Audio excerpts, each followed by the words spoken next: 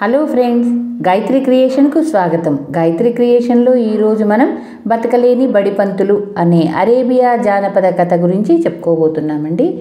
ఈ కథకు చక్కని చిత్రాలు వేసింది రజీ గారు. హర్రూర్ ఆల్ రషీద్ బాగ్దాద్ను పరిపాలించే కాలంలో ఒక బడిపంతులు ఉండేవాడు. అతని వద్ద 24 కుర్రవాళ్ళు చదువుకునేవారు. ఈ బడిపంతులకు కూడా చాలా కఠినుడు.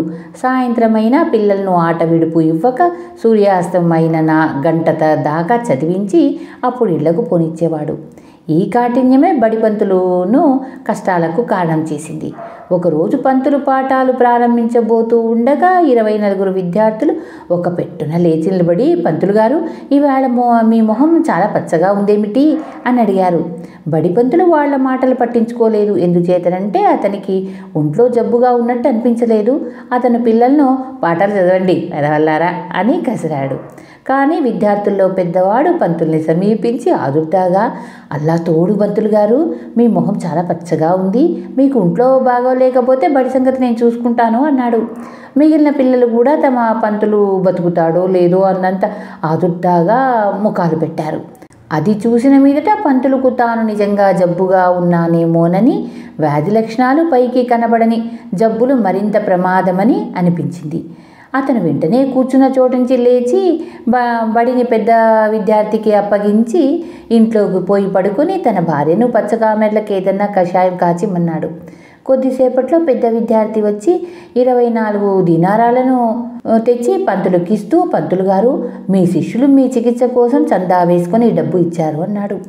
ఈ మాట విని పంతులు విద్యార్థుల పైన ఎక్కడ విని వాత్సల్యం పుట్టుకొచ్చి వాళ్ళకు ఆ రోజు ఆట విడుపు ఇచ్చేశాడు.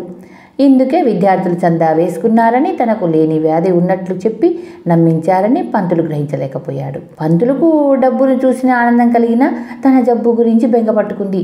అందుకు తగ్గట్టే పెద్ద విద్యార్థి మర్నాడు ఉదయం వచ్చి పిక్క మొహంతో, అల్లా మిమ్మల్ని కాపాడాలి, ఈవేళ మీ మొహం మరింత పచ్చగా కనబడుతుంది అన్నాడు.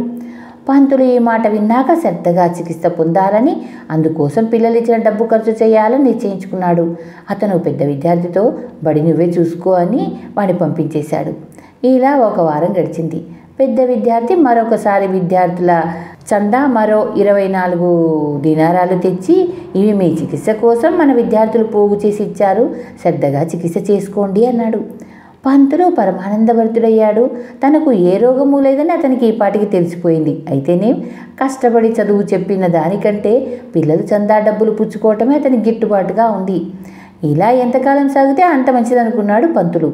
పెద్ద విద్యార్థి తనను చూడవచ్చినప్పుడల్లా పంతులు తనకు అన్నహితం బొత్తగా లేకుండా పోయిందని, అమిత నిస్సారంగా ఉంటున్నానని చెబుతూ వచ్చాడు. దురదృష్టవశాన ఒకనాడు పంతులు ఉడకబెట్టిన గుడ్డు ఆరగించబోతుండగా పెద్ద విద్యార్థి వచ్చాడు.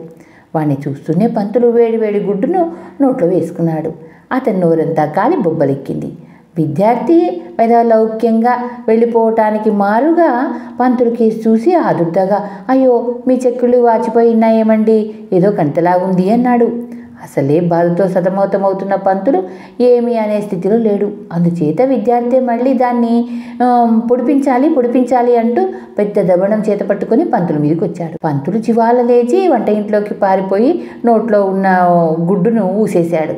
అయితే అప్పటికే నోరంతా కాలి బొబ్బలెక్కి వ్రణం మాదిరిగా తయారైంది. తరువాత ఆయన మంగల్ని పిలిపించి చాలా డబ్బు ఇచ్చి వైద్యం కూడా చేయించుకోవాల్సి వచ్చింది.